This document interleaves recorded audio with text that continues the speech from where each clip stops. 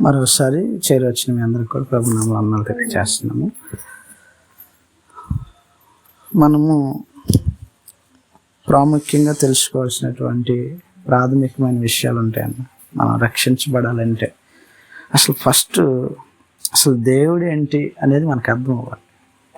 అదేం అర్థం అవ్వకోకుండా క్యాజువల్గా ఏదేదో అందరూ బాప్తిస్మం అంటున్నారు, ఇంట్లో ఫోర్స్ ఉంది, అసలు ఈ ఫీలింగ్తో తీసుకునేది అసలు రక్షణ కాదు. ఇది విషయాలు ఏంటో తెలియకోకుండా దేవుని విషయంలో మనం ఏ ప్రయోజనం పొందలేం.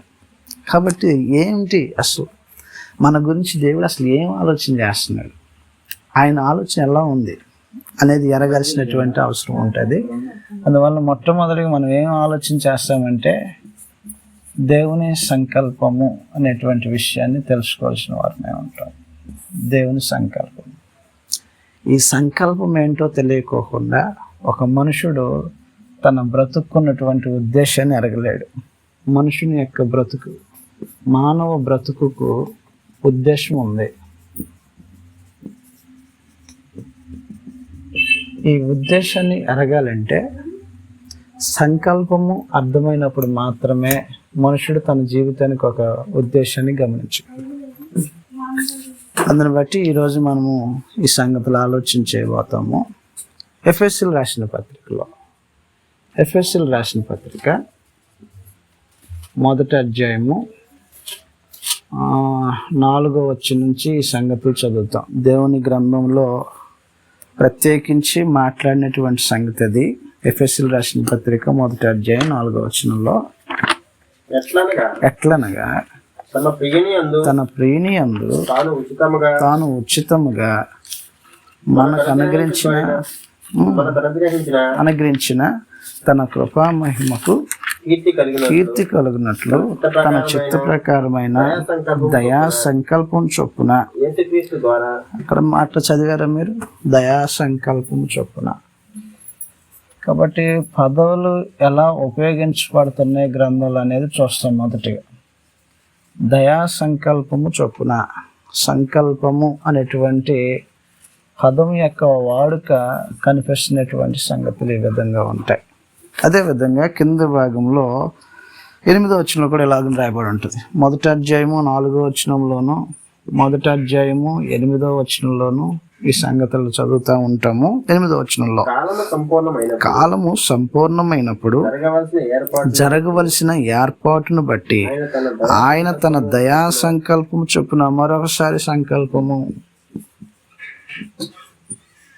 గ్రంథంలో ఉపయోగిస్తున్నటువంటి సంగతులు ఆలోచన చేస్తున్నాం మనం. మొదటి అధ్యాయం 10వ వచనంలో కూడా మరొకసారి, మొదటి అధ్యాయం 10వ వచనంలో వల్ల మరొకసారి సంకల్పము ఉపయోగిస్తున్నాడు గ్రంథంలో.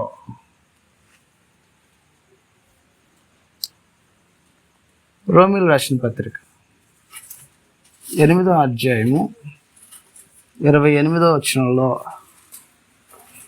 దేవుని గ్రంథంలో ఉపయోగించినటువంటి ఈ పదాన్ని ఉద్దేశించి మనం ఆలోచన చేస్తున్నాము. రోమీయులకు రాసిన పత్రిక 8వ అధ్యాయము 28వ వచనంలో రాయబడినటువంటి సంగతులు ఇవి. దేవుని ప్రేమించు వారికి అనగా ఆయన సంకల్పము చొప్పున, అందువలన సంకల్పం చొప్పున పిలువబడటం, సంకల్పం చొప్పున ఆయా సంగతులను ఉద్దేశించి మాట్లాడటం. తిమోతి రాసిన పత్రికలో మరలా దేవుడు అపోస్తుల ద్వారా ఈ సంగతులు తెలియచేశాడు. తిమోతి రాసిన 2వ పత్రిక మొదటి అధ్యాయము 9వ వచనంలో, తిమోతి రాసిన 2వ పత్రిక మొదటి అధ్యాయము 9వ వచనంలో, మన క్రియలను బట్టి కాక మరోసారి సంకల్పమును బట్టి దేవుడు తన గ్రంథంలో రాయించినటువంటి విశేషమైనటువంటి పదం అది. కాబట్టి యాకోబు పత్రిక మొదటి అధ్యాయము 18వ వచనంలో కూడా మరోమారు తన గ్రంథమందలి దాఖలు చేయబడినటువంటి విషయమై ఉంటుంది సంకల్పము అని. యాకోబు పత్రిక మొదటి అధ్యాయం 18వ వచనంలో, ఆయన తాను సృష్టించిన వాటిలో మనము ప్రథమ ఫలముగా ఉండునట్లు సత్యవాక్యము వలన మనలను సంకల్పము దేవుడు తన గ్రంథంలో అనేక సందర్భాల్లో ఉపయోగిస్తున్నటువంటి సంగతి. హెబ్రీయులకు రాసిన పత్రిక 6వ అధ్యాయం 18వ వచనంలో రాయబడినటువంటి సంగతులు కూడా చదువుతాం. హెబ్రీ 6వ అధ్యాయము 18వ వచనంలో లాగా రాయబడి ఉంటాయి. ఈ విధముగా తన సంకల్పము అందువలన ఎందుకు ఈ సంగతులన్నీ చూస్తున్నాము? మనమేం ఒక పదాన్ని పట్టుకొని గిర్రం తిరగట్ల గ్రంథంలో. ఇక్కడ రాయబడినటువంటి సంగతి గ్రంథానికి సంబంధించినటువంటి విషయం, ఆయా పత్రికల్లో కోట్ చేయబడినటువంటి విషయం.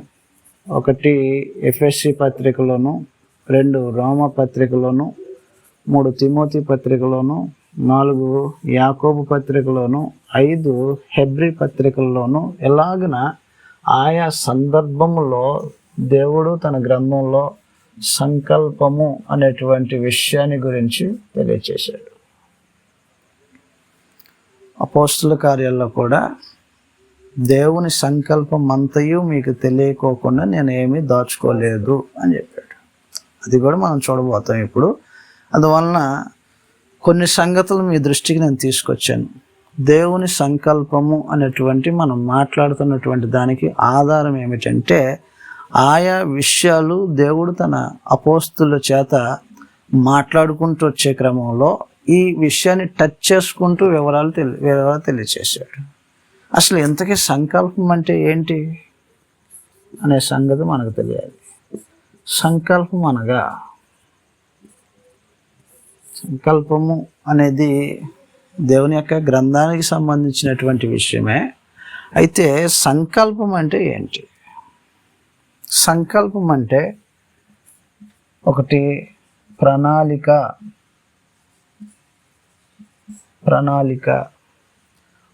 లేదా పథకము లేదా ఉద్దేశము లేదా చిత్తము అనే విషయాలకు సంబంధించింది సంకల్పం అంటే. ఒకటి ప్రణాళిక, పథకము, ఉద్దేశము, చిత్తము, దేవుని యొక్క అభిష్టము అని తెలియచేసేటువంటి విషయాలకు సంబంధించింది.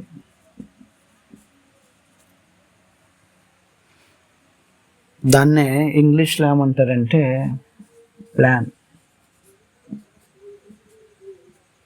ఇది మనకు బాగా తెలిసిన పదం. ఇవన్నీ మనకు అంతగా టచ్లో ఉండే కాదు. ఈ కొత్తగా ఉంటాయి, ఇప్పుడిప్పుడు వినబడుతున్నట్టుగా ఉంటాయి. కానీ అసలు ఏం ప్లాన్ వేసావు నువ్వు అని అంటే మనకు బాగా అర్థమైంది. ఎందుకంటే మనం రెగ్యులర్గా ఉపయోగించే భాష అది మన వాడుకలో ఉన్నటువంటి పదాలు కాబట్టి. సంకల్పం అంటే కొత్తది, ఎక్కడో అసలు ఇప్పుడే ఫస్ట్ టైం వింటున్నట్టుగా ఉంటుంది. లేదంటే ఈ విషయాలు చెప్తుంటే మాత్రం మనకు అంతగా అర్థం కాకపోవచ్చు. కానీ ప్లాన్ అంటే అర్థమైంది. గాడ్స్ ప్లాన్, దేవుని సంకల్పము అంటే దేవుని యొక్క ప్లాన్ ఏంటి అసలు అన్నారు. ఆకాశం నిర్మాణం చేశాడు, వాటిలో సమస్తాన్ని పెట్టాడు. భూమిని నిర్మాణం చేశాడు, దాన్ని నింపేసేసాడు. సముద్రాన్ని నిర్మాణం చేశాడు, దాంట్లో సమస్తాన్ని పెట్టాడు. ఇలాగన భూమి ఆకాశాలు సమస్తాన్ని నిర్మాణం చేసి వాటన్నిటిని నడిపించుకుంటూ దాంట్లో మనల్ని తీసుకొచ్చి పెట్టి కొంతకాలం భూమి మీద ఉంచిన తర్వాత మరి కొంతకాలం ఇంకొక స్థలానికి మీరు వెళ్ళాల్సిన వారని. అసలు ఈ ప్లానింగ్ అంటే ఏంటి అసలు? ఎందుకంత ఈ గజిబిజి? ఒకవేళ దేవుడే ఏదన్నా ఆలోచన చేస్తే డైరెక్ట్గా అసలు మనల్ని పరలోకంలో పెడితే బాగుండేదేగా. ఈ ప్రయాస లేకుండా, ఇబ్బంది లేకుండా. ఏంటండి అసలు ఇది? ఏంది అసలు ఎక్కడ పెట్టడం ఏంది? ఆ పెట్టేది అక్కడే పెట్టేస్తే అసలు ఈ సమస్య లేకుండా పోతుంది కదా. ఇలాంటి అనేకమైనటువంటి ప్రశ్నలకు సమాధానం దొరకాలి అంటే ఈ సంగతులు అర్థం. అసలు దేవుడు ఎందుకు సృజించాడు? ఎందుకు తల్లి గర్భం నుంచి పుట్టేస్తున్నాడు, ఎందుకు పాపభూష్టమైనటువంటి లోకంలో పుట్టించి మళ్ళీ మీరు పవిత్రులుగా ఉండాలని కోరుతున్నాడు, మరలా పాపం చేసిన వాళ్ళని తీసుకెళ్ళి మరలా ఎందుకు శిక్షించాలని హెచ్చరిస్తున్నాడు. ఆయా వగేరా సంగతులన్నీ మనకు తెలియాలంటే గాడ్స్ ప్లాన్ ఏంటనేది అర్థం అవ్వాలి. ఈ ప్లాన్ అర్థమైనప్పుడే మనము ఒక నిర్దిష్టమైనటువంటి ఆలోచన కలిగి ఉంటాం, లేకపోతే మనకు సంగతులు ఏమి అర్థం అవ్వవు. ఎప్పుడైనా దేశానికి సంబంధించి రక్షణకు సంబంధించి ఏదైనా ఒక ఆపరేషన్ చేపట్టాలంటే అందుట్లో ప్లాన్ తెలిసి ఉండాలి. గన్నియంలోని గన్ను పట్టుకొని పోయి నాకు ఇష్టం వచ్చినప్పుడు కాలుతానంటే కాదు, నీకంటూ ఒక ప్లాన్ తెలియాలి. ఏ సమయానికి నువ్వు రెస్పాండ్ అవ్వాలో, ఏ సమయానికి నువ్వు సైలెంట్ అవ్వాలో, ఎక్కడ మాటు పెట్టుకొని ఉండాలో, ఎప్పుడు ఎలా రియాక్ట్ అవ్వాలో ఇవన్నీ తెలియాలంటే కూర్చొని ఇగో విషయం ఇది, ఈ ఫలానా ప్రాంతంలో నుంచి ఫలానా మార్గం గుండా ఫలానా వెహికల్స్ ఈ మార్గం గుండా వచ్చేస్తున్నప్పుడు మీరు ఇటువైపు నుంచి వచ్చి ఈ స్థలంలో కూర్చొని టార్గెట్ని ఫిక్స్ అయ్యి ఇదాగా ఇవన్నీ తెలిసినప్పుడే నీకంటూ ఒక అవగాహన ఉండి పక్కా విషయాన్ని గ్రహించిన వాడిగా ఉంటాం.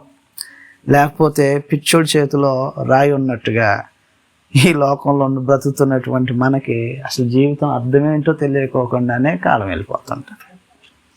సంకల్పం తెలియకపోతే మనుషుడు కూడా ఎలాంటి వాడంటే పిచ్చివాని చేతిలో రాయి ఉంటే దానికి ఎలా ఉపయోగించాలో, ఎందుకు ఉపయోగించాలో, దీనివల్ల నష్టం ఏమిటో లాభం ఏంటో తెలియనటువంటి ఒక అవివేకి బ్రతికినట్టుగా బ్రతుకు ఉంటుంది ఎప్పుడు సంకల్పం ఏమిటో తెలియకపోతే. అందువలన మనుషుడికి దేవుని యొక్క సంకల్పం తెలియాలి. అనగా దేవుని యొక్క ప్రణాళిక ఏంటి, దేవుని యొక్క ఆలోచన ఏంటి, దేవుడు ఏం ఆలోచన చేశాడు మానవాళి కోసం, దేవుని ఆలోచనలు తెలియాలి మనుషులకు. కాబట్టి మొట్టమొదటిగా ఈ సంగతిని మనం ఆలోచన చేయబోదాం. దేవుడు జగత్తు పునాది వేయబడక మునిపే మానవాళి మీద ఆలోచన కలిగి ఉన్నాడు. దేవుడు తను తాను ఎలాగను వ్యక్తపరుచుకున్నాడంటే గ్రంథంలో, లేదా అపోస్తుల చేత తాను ఎలాగను వెల్లడి చేసుకున్నాడు. రోమిలు రాసిన పత్రిక 16వ అధ్యాయము 25వ వచనంలో రాయబడినటువంటి సంగతులు ఈ విధంగా ఉన్నాయి. రోమిలు రాసిన పత్రిక 16వ అధ్యాయము 25వ వచనంలో దేవుని గురించి తాను అపోస్తుల చేత తెలియచేసినటువంటి సంగతి, సమస్తమైన అన్యజనులు విశ్వాసమునకు విధేయులగునట్లు అనాది నుండి రహస్యంగా ఉంచబడి ఇప్పుడు ప్రత్యక్షపరచబడిన మర్మము నిత్య దేవుని ఆజ్ఞ ప్రకారము ప్రవక్తల లేఖనాల ద్వారా వారికి తెలపబడి ఉన్నది. ఈ మర్మమును అనుసరించి ఉన్న నా సువార్త ప్రకారముగాను యేసుక్రీస్తును గూర్చిన ప్రకటన ప్రకారముగాను మిమ్మును స్థిరపరచుటకు శక్తిమంతుడును అద్వితీయ జ్ఞానవంతుడైన దేవునికి. అందువలన దేవుడు ఎట్టి జ్ఞానము కలిగిన వాడంటే దేవుడు అద్వితీయ జ్ఞానవంతుడు. అద్వితీయ, ఆయనలాగా ఆలోచించి జ్ఞానంతో ప్రవర్తించగలిగిన వారు లేరు. అద్వితీయ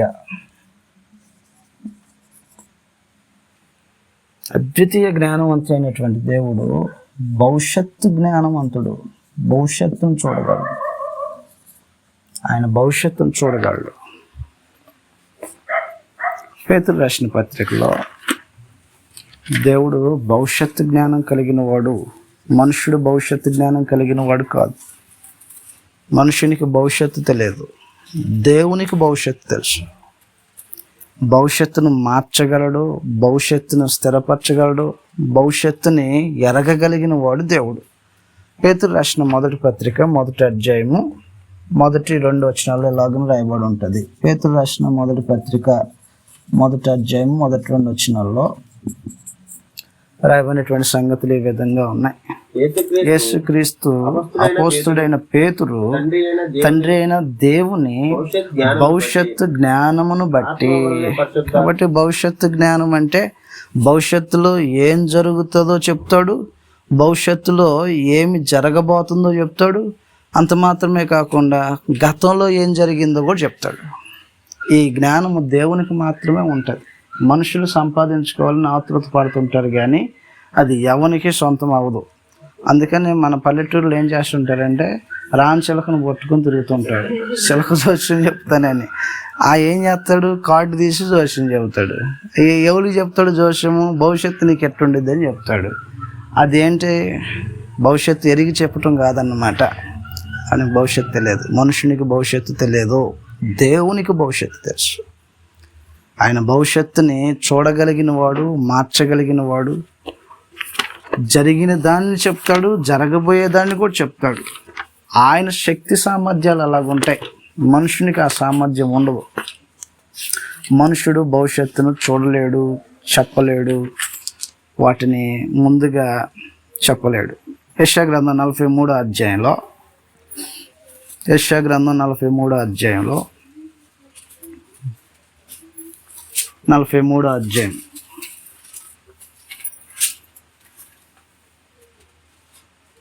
9వ వచనం నుంచి రాయబడినటువంటి సంగతులు ఈ విధంగా ఉన్నాయి. యెషయా గ్రంథము 43వ అధ్యాయం 9వ వచనంలో, సర్వజనులారా గుంపు కూడి రండి, జనములను కూర్చబడవలెను, వారిలో ఎవరు ఇట్టి సంగతులు తెలియచేదురు. జాగ్రత్తగా అన్నమాట. పూర్వకాలము జరిగిన వాటిని ఎవరు మాకు వినిపించుదురు? తాము నిర్దోషులమని తీర్పు పొందినట్లు తేవలెను, లేదా విని సత్యమేనని ఒప్పుకొనవలెను. మీరు తెలుసుకొని నన్ను నమ్మి నేనే ఆయనని గ్రహించున్నట్లు మీరును నేను ఏర్పరచుకున్న నా సేవకులను నాకు సాక్షులు, నాకు ముందుగా నిర్మింపబడలేదును, నా తర్వాత ఏ దేవుడును ఉండడు. కాబట్టి కలగబో వాటిని చెప్పగలిగేవాడు ఎవడు అనే ప్రశ్నతో మొదలు పెట్టుకుంటూ వస్తూ 46వ అధ్యాయం 10వ వచనంలో క్లియరెన్స్ ఇస్తున్నాడు అనమాట. అక్కడ ప్రారంభించబడినటువంటి విషయాలు ఆ క్రమంలో దేవుడు అనేవాడు భవిష్యత్తు ఎరిగిన వాడై ఉంటాడు, నేను తప్ప ఇంకొకడు లేడు అని చెప్పే క్రమంలో వస్తున్నాడు అనమాట. 46:10 ఇలాగ రాయబడి ఉంటుంది. నా ఆలోచన నిలిచిననియు నా చిత్తమంతయు నెరవేర్చుకునేదననియు చెప్పుకొనుచు ఆది నుండి నేనే కలగబో వాటిని తెలియచేయుచున్నాను. పూర్వకాలము నుండి నేనే ఇంకా జరగని వాటిని తెలియచేయుచున్నాను. కలగబోయే వాటిని చెప్తాడు, జరిగిన వాటిని చెప్తాడు. ఆదికాండము మోషే చేత రాయించబడింది.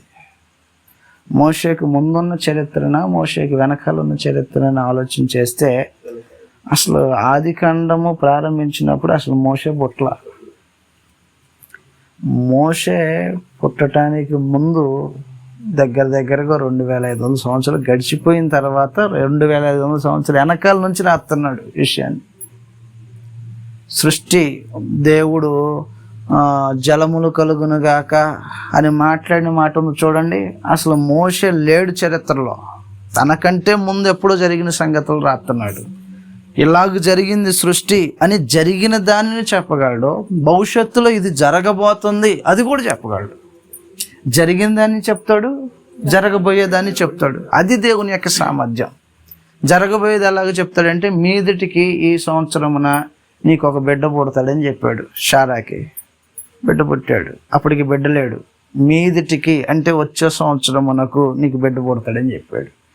మోషేకేమో జరిగిన దాన్ని వెనక్కి చెప్పాడు. షారాకి అబ్రహాంకేమో జరగబోతున్నటువంటి ముందు దాన్ని చెప్పాడు. ఆయన భవిష్యత్తు జ్ఞాని దేవుడు. వెనక దాన్ని చెప్తాడు, ముందు దాన్ని చెప్తాడు, జరిగిన దానిని చెప్తాడు, జరగబోయే దానిని చెప్తాడు. ఆ సామర్థ్యము, ఆ జ్ఞానము దేవునికి ఉంది. దాన్ని ఏమంటారంటే భవిష్యత్తు జ్ఞానము అని అంటారు. అబ్రహాంతో మాట్లాడితే ఏమంటాడంటే, నీ తరములో 4వ వారు 400 ఏండ్లు తమది కాని దేశమునికి వెళ్ళి దాస్యం చేస్తారని అంటాడు. ఎన్ని తరాలు చూశాడు దేవుడు? 4వ తరం సంగతి చెప్పాడు. ఈయనకి అసలు బిడ్డలే లేరు. అబ్రహాం గోడేంది, అందరికి బిడ్డలు ఉన్నారు నాకు ఒక్కరికే బిడ్డలు లేరని ఏనంటుంటే, నువ్వు నీకు బిడ్డలు లేని ఈ కాలం చూస్తున్నావు, కానీ నీ గర్భవాసం నుంచి వచ్చే 4వ తరాన్ని కూడా నేను చూస్తాను అన్నాడు. 4 తరాలు మాత్రమే చూడగలడా? 400 తరాలు కూడా చూడగలడా? అది ఆయన క్యాపబిలిటీ. దేవుడు మనుషుడు గర్భంలో ఉన్నప్పుడే ఎన్ని తరాలైనా చూస్తాడు. హెబ్రీయులు రాసిన పత్రికలు ఈ సంగతులు రాయబడి ఉంటాయి. అది దేవుని యొక్క సామర్థ్యమై ఉంటుంది. హెబ్రీయులు రాసిన పత్రిక 7వ అధ్యాయంలో, హెబ్రీయులు రాసిన పత్రిక 7వ అధ్యాయము 7వ అధ్యాయం 6వ వచనం నుంచి చదువుతాం చూడండి. 7వ అధ్యాయం 6వ వచనం నుంచి చదువుదాం. వారితో సంబంధించిన లేనివాడైనా అబ్రహామునొద్ద 10వ వంతు పుచ్చుకొని వాగ్దానములను పొందిన వాడిని ఆశీర్వదించును. తక్కువ వాడు ఎక్కువ అని చేత ఆశీర్వదించబడిన మాట కేవలము నిరాక్షేపమై ఉన్నది. చదువుతా 8వ వచనంలో, మరియు లేవి క్రమము చూడగా చావునకు లోనైన వారు 10వ వంతులను పుచ్చుకొనుచున్నారు. అయితే ఈ క్రమము చూడగా జీవించుచున్నాడని సాక్ష్యము పొందినవాడు పుచ్చుకుంటున్నాడు. అంతేకాక ఒక విధమున చెప్పిన ఎడల 10వ వంతులను పుచ్చుకొను లేవియు అబ్రహాము ద్వారా దశమాంశములను ఇచ్చెను. ఏలయనగా మెల్కీసెదెకుకు అతని పితరుని కలుసుకున్నప్పుడు లేవి ఎక్కడున్నాడు? మెల్కీసెదెకు ఎప్పుడు కలుసుకున్నాడు అబ్రహాంని? బిడ్డలు ఉన్నప్పుడా, బిడ్డలు లేనప్పుడా? అసలు బిడ్డలే లేనప్పుడు అబ్రహాంకి మెల్కీసెదెకు ఎదురుపడ్డాడు. అయా 10వ వంతు అంతా నేను చెల్లిస్తానని ఇచ్చాడంట. అబ్రహాంకి బిడ్డలు లేరు. అబ్రహాంకి మొదటిగా అందించబడినటువంటి వారు ఎవరు? వాగ్దానాన్ని బట్టి ఇస్సాకు తర్వాత యాకోబు. యాకోబునకు 12 మందిలో ఒకడైనటువంటి వాడు లేవి. మరొకసారి జాగ్రత్తగా గమనించండి. అబ్రహాము యొక్క కుమారుడు ఇస్సాకు, ఇస్సాకు యొక్క కుమారుడు యాకోబు, యాకోబు యొక్క కుమారులు 12 మంది. ఈ 12 మందిలో ఒకడైనటువంటి వాడు లేవి. ఈ లేవి ఏం చేస్తుంటాడంటే దశమ భాగాలను పుచ్చుకుంటూ ఉంటుంటాడు. దశమ భాగాలను పుచ్చుకునేటువంటి వాడు లేవి. ఇశ్రాయేలు ప్రజల దగ్గర నుంచి యాజక ధర్మాన్ని జరిగించే కుటుంబంగా నియమించబడింది కాబట్టి అక్కడ సంగతులు చదువుతాం చూడండి. 19వ వచనంలో, 7వ అధ్యాయం 9వ వచనంలో, అంతేకాక ఒక విధమును చెప్పిన ఎడల 10వ వంతులను పుచ్చుకొను లేవియు. 10వ వంతులు పుచ్చుకునేవాడు ఎవడు? లేవి యొక్క కుటుంబంలో పుట్టినటువంటి యాజకులు ప్రజల దగ్గర నుంచి 10వ వంతులు పుచ్చుకుంటాడంట. 10వ వంతులు ఈయన పుచ్చుకుంటుంటాడు. ఒక మాట చెప్పాలంటే ఆ 10వ వంతు ఈయన కూడా ఇచ్చాడని అంటున్నాడు. ఎప్పుడు? అబ్రహాము ఇస్తే ఎవరిచ్చిన కింద లెక్కేశాడు దేవుడు? లేవి ఇచ్చాడని చెప్పాడు. లేవి ఎక్కడ ఉన్నాడు అప్పుడు? నీ గర్భంలో ఉన్నాడు అంటున్నాడు. అబ్రహాం మెల్కీసెదెకు, నేను అబ్రహాంని, నాకు మెల్కీసెదెకు ఎదురుపడ్డారు. 10వ వంతు అన్నిటిని తీసుకెళ్ళి మెల్కీసెదెకు ఇచ్చేసా. నేను ఇస్తే దేవుడి లెక్క ఎక్కడ దాకా ఉంది? ఈయన దగ్గరకు ఉంది. ఎన్ని తరాలు వాడు ఇస్తున్నాడు ఏం చెప్తున్నాడు? అబ్రహాంను వదిలేసి 1, 2, 3వ తరం వాడు ఇస్తున్నాడంట. అప్పుడు ఎక్కడున్నాడు ఆయన? కడుపులో ఉన్నాడంట. కడుపులో ఉన్నోడిని కూడా చూస్తాడు ఆయన. ఎన్ని తరాలకు ముందు కడుపులో ఉన్నోని చూస్తున్నాడు? 3 తరాలకు ముందు కడుపులో ఉన్నోని చూస్తున్నాడు. ఆశ్చర్యకరమైన దేవుని కృప. ఆయన జ్ఞానం అద్భుతం, ఆయన ఆలోచనలు అద్భుతం. అసలు ఇస్సాకే లేడు, ఆయన గోడు పెట్టుకుంటున్నాడు. అందరికి బిడ్డలు ఉన్నారు, నాకు బిడ్డలు లేరు, ఆయన గోడు ఏనే లేడు. ఏం లేనప్పుడు ఈయన ఎక్కడ? అసలు ఏనే లేనప్పుడు, వీళ్ళిద్దరు లేనప్పుడు ఈయన ఎక్కడ? వీళ్ళందరిని ఎక్కడ చూస్తున్నాడు? ఈయన గర్భంలో చూస్తున్నాడు అంట. అబ్రహాం గర్భంలో ఉన్నది అక్కడ చూస్తున్నాడు అంట. ఆశ్చర్యకరమైన దేవుడు. కాబట్టి దేవుడు భవిష్యత్తును చూడగలడు, నిర్ణయించగలడు, మార్చగలడు, తన ఇష్టం చొప్పున భవిష్యత్తును జరిగించగలడు. అటువంటి భవిష్యత్తు జ్ఞానం కలిగినటువంటి దేవుడు ప్లాన్ వేశాడు. ఈ ప్లాన్ ఎవరిది? మనం చదువుతున్న ప్లాను. ఎంత జ్ఞానం ఉన్నటువంటి వాడు! ఆయనకులాగా అసలు ఎవడన్నా ఆలోచించేయగలడా? ఆయనకున్నంత భవిష్యత్తు జ్ఞానం ఎవరికన్నా ఉందా? మనకున్న ఈ చిన్న జ్ఞానంలో ఒక 40-50 సంవత్సరాలకి వేస్తాం ప్లాన్. అది ఏమైందో తెలియదు. 40 సంవత్సరాల తర్వాత కాదు, 4 గంటల్లో మనం వేసిన ప్లాన్కి ఏమైద్దో తెలియదు. భవిష్యత్తు జ్ఞానాన్ని చూడగలిగిన వాడు ప్లాన్ వేస్తే ఆ ప్లాన్ ఎంత అద్భుతంగా ఉంటుంది. ప్లాన్ గీసేది మామూలుడు కాదు. చాలామంది కొన్ని అద్భుతమైన బిల్డింగులు చూసి అసలు దీనికి ప్లానింగ్ ఇచ్చింది ఎవరు బ్రదర్ అని అంటారు. మానవాళి భూమి మీద ఉండటానికి ప్లాన్ వేసింది ఎవరో? దేవుడు. ఏం ప్లాన్ వేసి ఉంటాడు? ఎందుకు వేసాడు ఈ ప్లాను? అసలు ఏం ప్లాన్ వేసాడు? అది ఎరగటం అనేది మనకు అవసరం. ఇది తెలియలేదనుకో, సంకల్పం తెలియలేదనుకో, నాకు ఎందుకండి అసలు ఆయన ప్లాన్ ఏంటో, ఈ గోడు ఏంటో, ఇప్పుడు ఏంది రాత్రికాల సమయంలో ఈ బాధ అంత ఎందుకు మాకు అని మనం వదిలేసాం అనుకోండి. గ్రంథంలో ఏం చిన్న పాయింట్ చెప్పాడు, సర్లే నాయన నాశనం అవ్వాలనుకుంటే సంకల్పం అనేది నీకు అవసరం లేదులే అని అన్నాడు. అంటే సంకల్పం తెలియకపోతే ఏమవుతుంది? మనుషుడు నాశనం అవుతాడంట. ఆ సంగతి చదివి మనం ముగించాలి. వచ్చే వారం కొంచెం ఎర్లీ కూర్చుందాం. చాలా సంగతులు ఆలోచన చేయవలసిన వారమే ఉంటాం మనం. అపోస్తుల కార్యాలు 20 అధ్యాయము 27 వచనం నుంచి చదువుతూ ఉంటాం. 20 అధ్యాయం 20 లేదా పైనుంచి చదువుదాం, 25 నుంచి చదువుదాం. అపోస్తుల కార్యాలు 20 అధ్యాయం 25 వచనం నుంచి చదివితే 20 అధ్యాయం 25 వచనం లాగా రాయబడి ఉంది. ఇదిగో దేవుని రాజ్యమును గూర్చి ప్రకటించుచు నేను మీ మధ్యన సంచరించుచు ఉంటిని.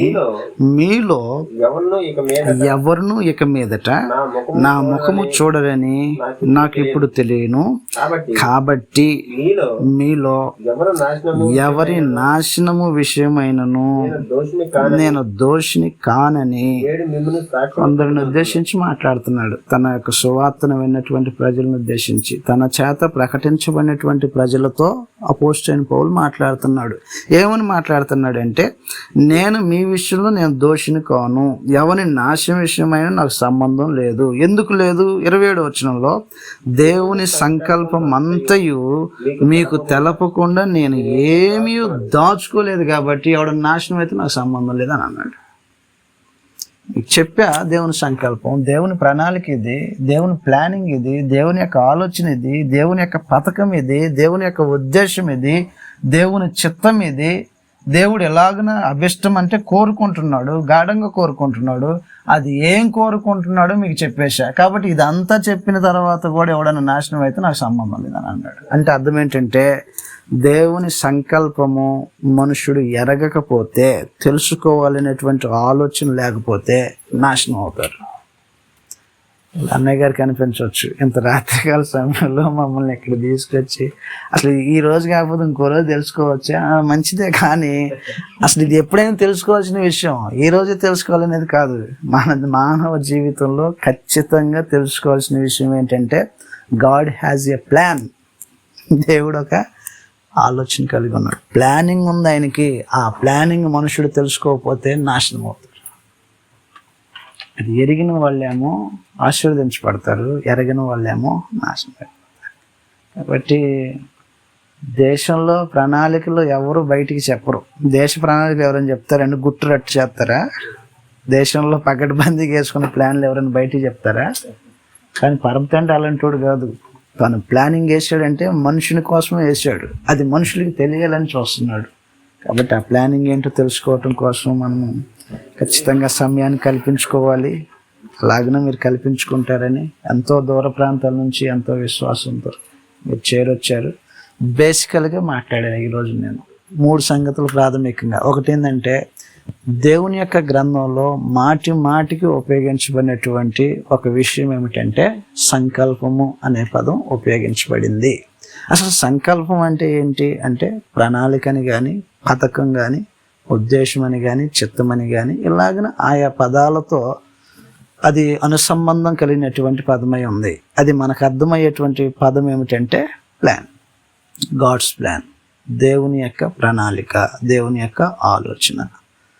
ఎలాంటి వాడు ప్లాన్ వేశాడంటే, అద్వితీయ జ్ఞానవంతుడైనటువంటి దేవుడు, భవిష్యత్తు జ్ఞానము కలిగినటువంటి దేవుడు ప్లాన్ వేశాడు.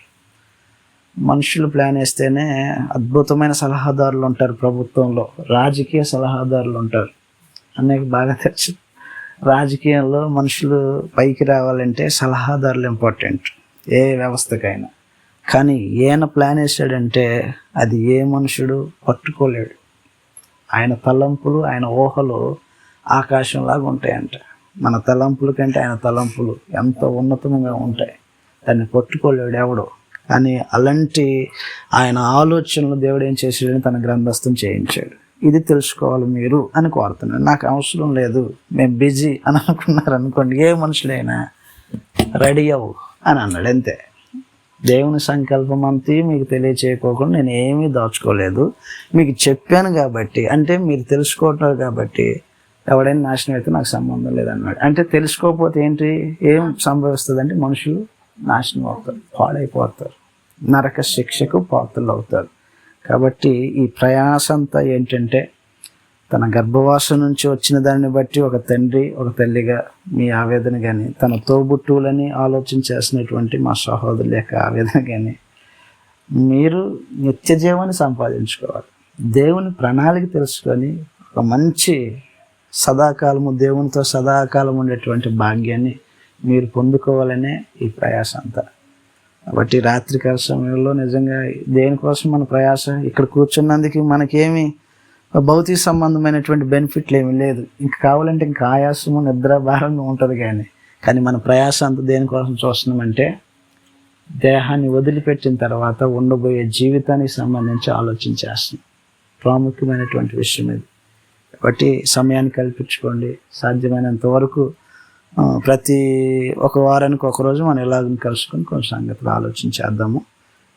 ఈ క్రమంలో బోల్డని సంగతులు మీకు ఇప్పుడు వరకు రాని సందేహాలు వస్తుంటాయి. ఇప్పుడు వరకు తీర్చబడినటువంటి సందేహాలు తీర్చబడుతూ ఉంటాయి.